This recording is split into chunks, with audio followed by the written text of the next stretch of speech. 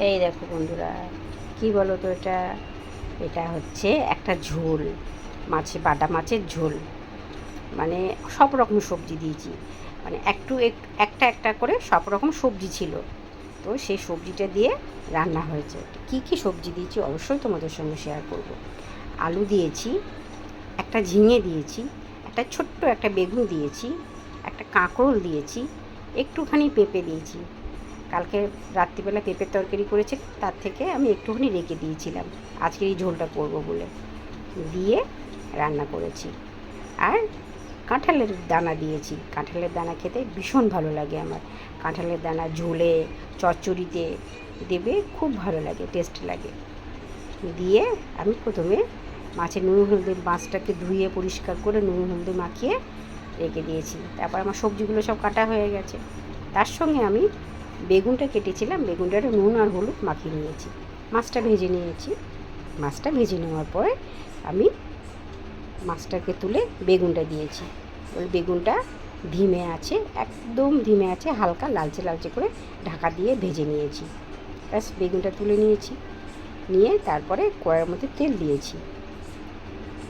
তেল দেওয়ার পর একটু পাঁচফোড়ন দিয়েছি, দিয়ে আলু আর কাঁকরোলটা দিয়েছি। আলু কাঁকরোল দিয়ে একটু হালকা হালকা লালচে লালচে করে নিয়েছি। নিয়ে ঝিঙে টিঙে যা ছিল সব সবজিগুলো দিয়ে দিয়েছি, দিয়ে নাড়াচাড়া করে দিয়েছি। একটু হালকা হালকা চেঞ্জ হতে কালারটা, আমি ওর মধ্যে দিয়েছি আদা বাটা, কাঁচা লঙ্কা, জিরে পাউডার, ধনিয়া পাউডার, একটা সব একটু পেস্ট করে রেখে দিয়েছিলাম। যদিও বা আদা বাটাটা ছিল ওর মধ্যে দিয়ে, নুন হলুদ দিয়ে একটা বাটিতে জলের মধ্যে একটু পেস্ট করে রেখে দিয়েছিলাম। ওই পেস্টটা আমি দিয়ে দিয়েছি। দিয়ে নাড়াচাড়া করে কষে ভালো করে আমি জল ঢেলে দিয়েছি। তারপরে দেখছি সবজিটা সিদ্ধ হয়ে গেছে, তখন আমি বেগুনটা দিয়েছি। বেগুনটা দেওয়ার পরে আমার দেখছি একদম সবজিগুলো সিদ্ধ হয়ে গেছে, তখন আমি মাছটা দিয়েছি। মাছটা দিয়ে হালকা করে একটু ফুটিয়ে নিয়েছি, ফুটিয়ে নামিয়ে নিয়েছি। আর তোমরা যদি ধনে পাতা থাকে অবশ্যই ধনে পাতা দেবে। আমি একটু রান্নাতে ধনে পাতা দিতে ভালো, একটু ঝোল টোলের মধ্যে একটু ধনে পাতা দিলে খুব ভালো লাগে।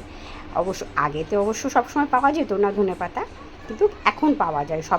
এই সময় সব কিছু 12 মাসই পাওয়া যায় এখন। তো আমার খুব ভালো লাগে। তোমাদের যদি ভালো লাগে অবশ্যই তোমরা দেবে। তোমার যদি ভালো না লাগলে তোমরা কেমন দেবে, তাই না?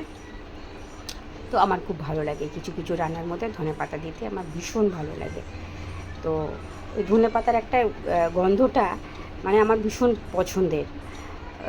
রান্নাটার না গন্ধটাই অন্যরকম হয়ে যায়, টেস্টটাই অন্যরকম হয়ে যায়। ওই জন্য আমি চেষ্টা করি রান্নাতে একটু ধনেপাতা দিতে। তো কেমন হয়েছে আমার ঝোলটা অবশ্যই বলবে। আর তোমরা এরকম ঝোল খেতে কে কে ভালোবাসো অবশ্যই কমেন্ট করে জানাবে। তোমাদের কমেন্টের অপেক্ষায় থাকবো। টাটা, বাই বাই, ভালো থেকো, সুস্থ থেকো, বাই।